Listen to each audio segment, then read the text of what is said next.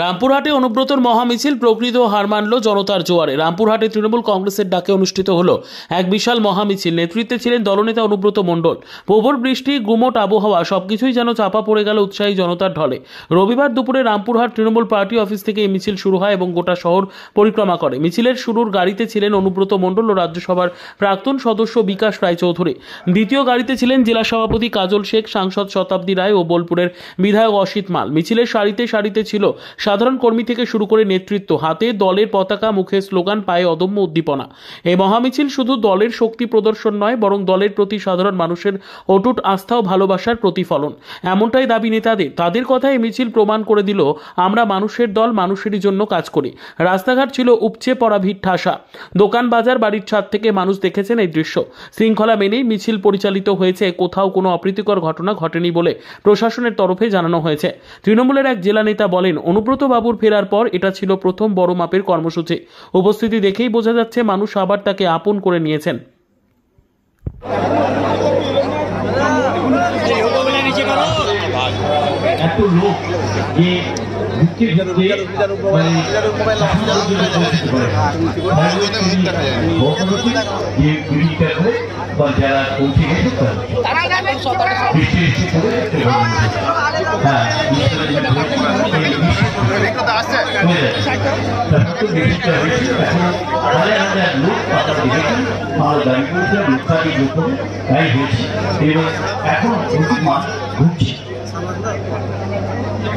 বলছি, আপনি বারবার স্টেজে অনুব্রত মণ্ডলকে ডাকলেন, তো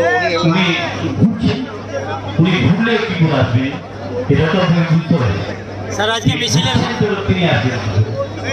মিছিলের উদ্দেশ্য কি? উদ্দেশ্য কেন্দ্রীয় সরকারের যে বঞ্চনা তার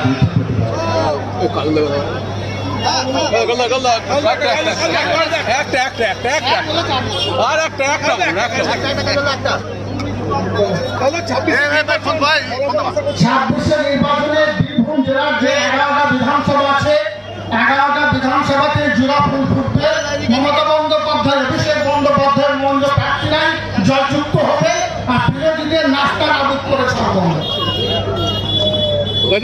আপনি তো স্টেজে আসলেন এবং আপনি আপনার নামও করলো।